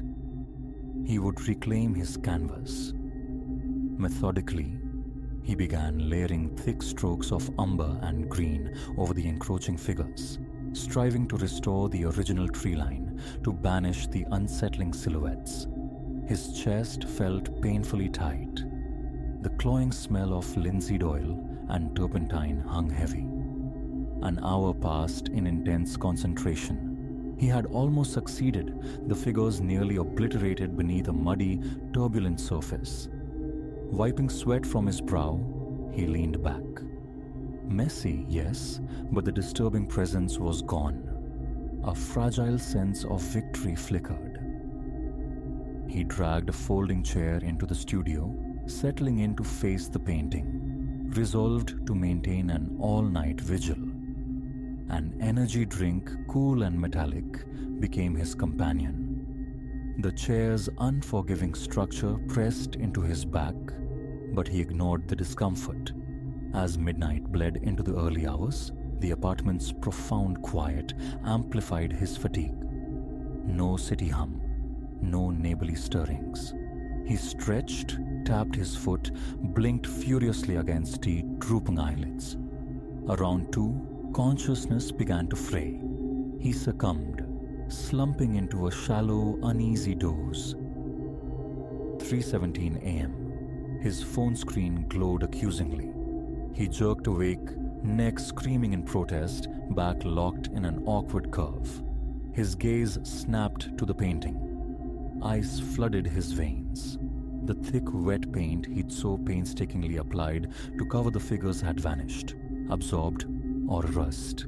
In their place, the figures stood reborn, sharper, clearer than ever before. And this time, they possessed faces, crude yet defined. Their expressions were blank slates, but their eyes fixed forward, directly at him. His skin went cold, his arms erupting in goose flesh. The energy drink can slipped from his grasp, clattering across the floorboards. He scrambled to his feet, heart hammering against his ribs like a trapped bird, fumbling uselessly with the lamp switch, though the overhead light already burned brightly. Nothing made sense. Bile rose in his throat. He forced himself to look, truly look, at the faces rendered on the canvas. They returned his stare with an intensity that crawled beneath his skin. Shallow lines networked around their eyes. The layered paint lent them a stark, unsettling dimensionality. He reached out, a tremor in his hand, and touched the surface. Dry. Completely dry, as if finished hours ago. He stumbled back, colliding with the discarded chair, uttering a choked curse as he caught himself. His breath came in ragged, shallow gasps. The remainder of the night dissolved into a haze of pacing and fear. He fled to the bedroom, retrieved a blanket from the closet, and returned only to throw it over the easel, shrouding the offensive image. He couldn't bear its gaze. How? The question echoed relentlessly in the hollow spaces of his mind. Exhaustion warred with adrenaline. Sleep was impossible. Every closure of his eyes conjured those painted faces, imagined them watching him through the fabric barrier. Morning light found him hollow-eyed and frayed. In the kitchen, the simple act of filling a glass felt monumental, his hand trembling beneath the faucet's stream. He stared into the sink's metallic vortex. Fleeing seemed logical. Seek refuge at Leo's, perhaps. But the thought felt futile. Was the affliction tied to this space or to him? Would the haunting follow, manifesting on any canvas he touched? His life, his work resided here. Abandoning it felt like surrender. He returned to the studio, steeling himself before pulling the blanket away. The faces seemed even harsher in the daylight. He documented them again with his phone, sending the images to Leo with a frantic, typed explanation of the overnight horror. Silence answered. It was early yet. He sought refuge in the mundane task of cleaning brushes, the familiar ritual, the sharp scent of solvent, a temporary distraction. Yesterday's failed attempt to paint over the figures replayed in his mind. No logical reason suggested a different outcome, yet a surge of defiant anger propelled him forward. He wouldn't be passively haunted. He uncapped a fresh tube of pale grey, attacking the canvas with renewed, almost violent energy, determined to eradicate every trace of those faces. Thick, impasto strokes buried the unsettling visages until only textured grey remained.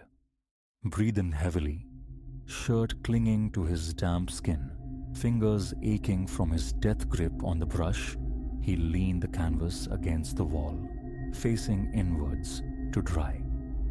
He vowed not to sleep in the same room with it again. Observation? Yes, but from a distance. That evening, driven by a desperate, almost superstitious impulse, he placed the painting face down upon the floor, nestled on its protective plastic sheet. He locked the studio door from the inside, exiting through the secondary hallway door, sealing the room. Would denying its sight, restricting its position, halt the phenomenon? The absurdity of his actions warred with his desperation. He camped on the living room sofa, the locked studio door a silent sentinel behind him. Music played softly. Phone videos flickered unheeded. He forced wakefulness until nearly 2, eyes gritty, limbs leaden, before succumbing to a troubled, anxious sleep. Dread was a physical weight as he approached the studio door in the morning. He turned the key, the click echoing too loudly, and pushed the door inward. His breath hitched. There, standing upright upon the easel once more, was the painting. He knew. With chilling certainty, he had left it prone. Something had lifted it, returned it to its place of prominence. Dizziness washed over him. He advanced slowly, hesitantly. The canvas. It was utterly transformed. The sky gaped, an almost solid black void. The meadow had devolved into a nightmare landscape of writhing, distorted trees, and the figures, now starkly central, stood shoulder to shoulder, their crudely rendered faces turned fully towards him. Their eyes, disproportionately large and dark, seemed to suck the light from the room. His mouth was desert dry. Words failed him. The pungent aroma of fresh paint assaulted his senses.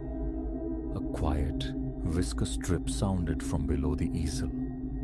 A single bead of black paint slid slowly down the canvas, detached and splattered onto the plastic sheeting. He stood rooted, heart pounding a frantic rhythm against his ribs, breath sawing in his chest. A faint tremor started in his legs, threatening to buckle. Erasing the paint hadn't worked. Hiding the painting hadn't worked. Recording the void hadn't worked. They kept returning, these painted invaders, each time more grotesque, more insistent. They felt sentient, watchful, waiting. Sweat slicked his palms. A bitter taste coated his tongue. He realized his jaw was clenched so tightly it ached. Here he remains, Elias, trapped in the sterile light of his studio, staring at the twisted mockery of his art, at the two figures with the unnerving, depthless eyes. Touching the canvas again feels impossible. Leaving the studio feels like abandoning the battlefield. His own heartbeat thunders in his ears, a frantic counterpoint to the oppressive silence. Should he destroy it? Try some other desperate measure? He is caught fast in this terrifying loop. The painted faces burned onto the backs of his eyelids. His sanctuary is violated. His mind besieged. He doesn't know how to make it stop. All that remains is the certainty that his creations are no longer his own, and each act of defiance only invites a darker, stranger response. That is his reality now, hands shaking, suspended in this moment of profound dread, waiting. watching for what the next dawn will bring.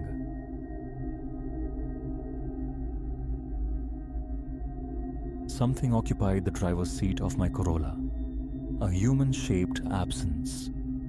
That realization arrested my steps 20 feet shy of the vehicle in the stark emptiness of the mall's upper lot, the time bleeding towards midnight. 11:47 p.m. Overhead lamps cast jaundiced pools, enough illumination to confirm the presence. A head silhouetted against the headrest, shoulders slumped distinctly forward. My keys bit sharply into my palm, a small pain grounding me as a frantic timpani commenced against my ribs. I squeezed my eyes shut, a hard, involuntary blink. When they reopened, the intrusion was gone. The seat vacant. For a stretch that felt like geologic time, I remained rooted, scrutinizing my car, while a cold sweat mapped my spine despite the crisp October air. The parking lot yawned around me, a desolate concrete plain punctuated only by a few distant vehicles huddled near the perpetual glow of the 24-hour fitness center. A profound stillness gripped the asphalt expanse, swallowing the distant hum of the freeway, muffling the memory of daytime commerce. Only the sodium lamps buzzed, a lonely insectile drone beneath my own ragged, accelerating breath.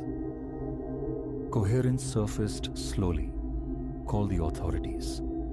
My hand, trembling visibly, retrieved my phone, yet my thumb hovered, paralyzed, over the emergency icon. How could I articulate this phantom sighting? An ephemeral trespasser in my vehicle, officer?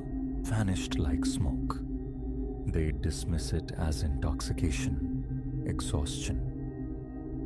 Tentative steps carried me closer, my gaze sweeping the immediate vicinity. Nothing stirred. No figure crouched low, no lurker melted into the adjacent shadows. The windows gleamed, unbroken. I thumbed the unlock button on the fob. The lights blinked their mundane confirmation. No alarm had shrieked its violation. Is anyone there? My voice emerged thin, a frayed thread in the vast silence.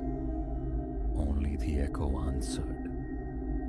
I began a slow circumnavigation, peering through each window. The interior presented its usual disarray, utterly normal. No evidence of forced entry marred the paint near handles or seals. My satchel remained undisturbed on the passenger seat, where I'd tossed it hours ago. Nothing seemed amiss.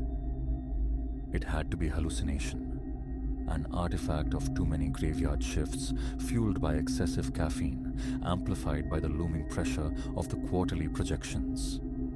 My own overtaxed mind conjuring specters. Surely. Yet, reaching for the driver's door handle, my fingers quivered. A hesitation, then a sharp yank pulling the door wide as I instinctively stepped back. The dome light flickered on, illuminating nothing. I leaned in, a wary reconnaissance of the back seat, the floor wells. Empty. But the air inside was wrong.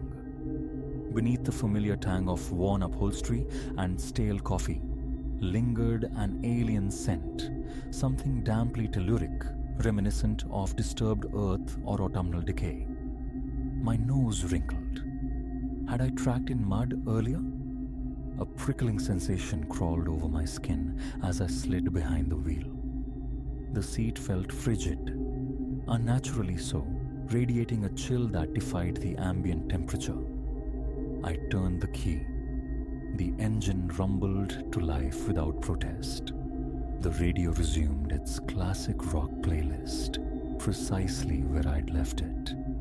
Everything operational. Losing your grip, Elias, I muttered, adjusting the rear view mirror. Seriously, cut back on the stimulants. Then, remembrance. The security cameras. Ubiquitous eyes mounted on poles throughout the lot. I'd noted their presence during previous late-night departures. If flesh and blood had breached my car, its image would be captured. For a moment, engine idling, I contemplated retreat, driving straight home, burying the incident under denial. But the insidious question would fester, robbing me of sleep. I needed verification. I killed the engine, exited, and locked the Corolla. The mall's grand entrance stood lightless, but a service door near the loading bay, frequented by security personnel, offered access. The walk towards it felt interminable, every peripheral shadow seeming to writhe with potential movement.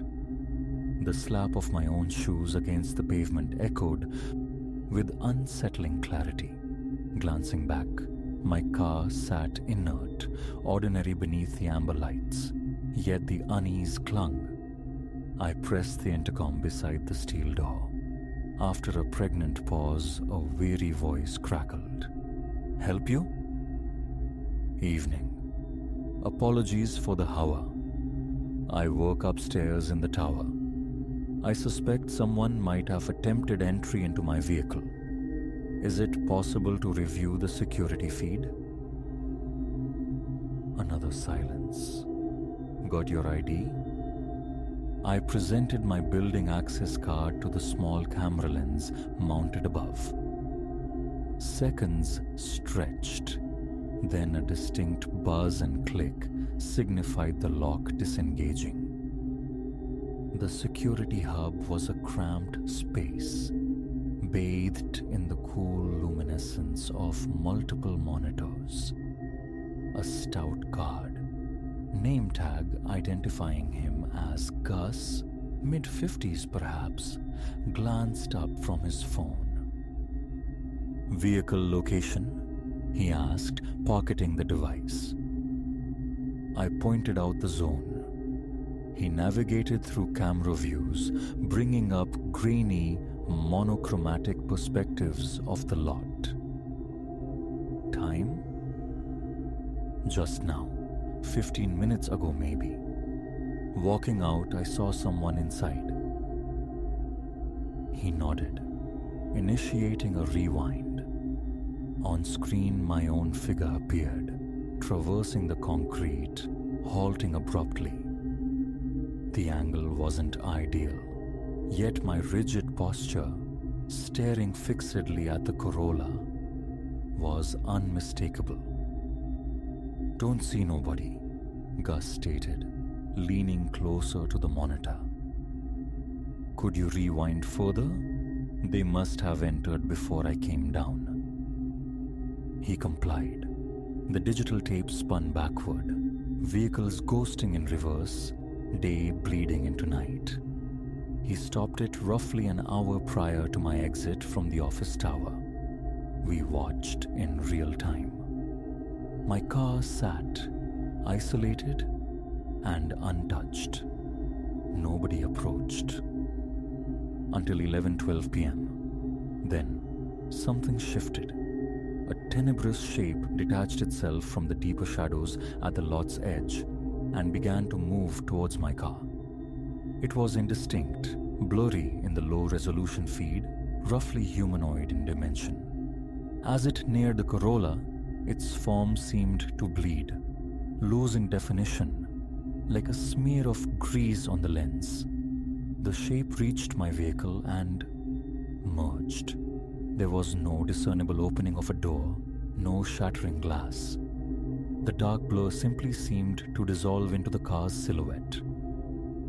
"The hell is that?" Gus muttered, rewinding, replaying. The sequence repeated. The shadows approach, its increasing indistinctness, its absorption into the vehicle. "Check other cameras." My voice was tight, my mouth suddenly arid. He switched feeds. Different angles yielded the same baffling result. A creeping darkness, losing coherence near my car, then vanishing within it. Crucially, no footage showed anything departing the vehicle afterward. System ghosts, Gus offered, though the certainty in his voice felt thin, brittle. Infrared plays tricks after midnight. Weird artifacts. Right, I managed weakly. Artifacts. He offered an escort back to my car, but I declined, unwilling to expose the tremor in my hands. The return journey across the asphalt felt exponentially longer. Each footfall required conscious direction. A desperate urge arose to abandon the car, summon a rideshare, sever the connection. But practicality dictated otherwise. I needed it for the morning commute. Approaching, I registered a new anomaly. Filigree patterns like winter's breath bloomed across the driver's side window. Frost, impossibly, on a night degrees above freezing. I unlocked the door again. The telluric odor had intensified, now laced with a faint metallic undertone, like old copper coins. The seat remained cold, a palpable zone of chill I could feel standing inches away. A sudden vibration against my thigh nearly sent me leaping. My phone. A text from Clara. Everything okay? Later than usual.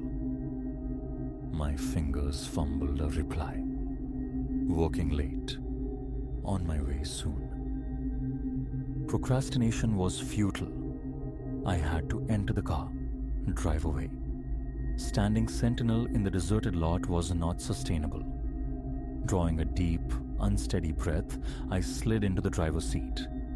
The coldness was immediate, invasive, seeping through my trousers. I started the engine, blasted the heat, and pulled out of the parking space. The drive home was a taut wire of anxiety. My eyes flicked constantly to the rearview mirror, unsure what I dreaded seeing. The back seat stayed empty, resolutely so, but the smell persisted, clinging stubbornly even with the windows cracked and the heater roaring. Other minor strangenesses surfaced. The radio sputtered, dissolving familiar chords into bursts of white noise before abruptly clearing. The cabin light pulsed erratically, a weak, intermittent strobe. The temperature needle danced a frantic jig between extremes, ignoring the steady blast of warm air from the vents. Halfway home, a glance in the rearview mirror froze the blood in my veins. For one terrifying, crystalline moment, I perceived something in the back seat. Not a clear form, but a concentration of night within the night, occupying the space behind me. A reflexive jerk of the wheel sent the car veering dangerously close to the adjacent lane before I wrestled it back under control. My next glance found the back seat empty, but the mirror itself had bloomed opaque, coated in a layer of interior frost that entirely obscured the view behind me. I reached my driveway in what felt like record time, likely shattering multiple speed limits. I cut the engine, sitting for a long moment cloaked in darkness. The garage door remote hung from the visor. Habit dictated parking inside, yet a powerful primal reluctance stayed my hand. Some deep-seated instinct warned against enclosing this vehicle, this contamination, within the intimate space of my home. Clara was asleep when I finally crept inside. Murmuring an excuse about a headache, I went directly to bed, though sleep remained elusive. Hours passed, marked only by the creaks and groans of the house settling, my mind replaying the parking lot encounter, the chilling footage, the spectral passenger. The following morning, I called in sick. As soon as Clara departed for her job, I ventured outside to confront the car. In the bright light of day, it initially appeared mundane, but opening the door released the unmistakable odor, now stronger, with a definite undercurrent of decay beneath the damp earthiness. The driver's seat remained cold to the touch, despite hours soaking in the morning sun. The frost patterns lingered on every window, intricate and alien. Attempting to wipe them clear, I discovered with a fresh wave of dread that they were etched upon the inside of the glass. That same morning, I drove to the nearest dealership and traded in the Corolla. The financial loss was considerable, but irrelevant. I needed it gone, exorcised. That should have marked the end. New vehicle, slate wiped clean. But subtle disturbances began to accrue in the following weeks. Small things, initially easy to dismiss. The security cameras at the office tower consistently glitched when I passed beneath them. Playback revealed momentary distortions, that familiar smudged darkness trailing in my wake. Electronics behaved erratically in my presence. My phone's battery life plummeted. Light bulbs flickered upon my entry into rooms. The television sometimes lapsed into static when I settled onto the sofa. My new car, too, began exhibiting symptoms. Inexplicable cold spots, the gradual infiltration of that same loamy, metallic scent, the slow, interior bloom of frost on the windows. And sometimes, hovering just at the periphery of my sight, I detect movement, a fleeting shadow. It invariably vanishes when I turn to face it directly. Yet the certainty of its presence remains, a persistent, watchful companion, tethered to me, a parasitic shadow. The other night, detained late at the office once more, I walked towards my new car. Someone was sitting in the driver's seat.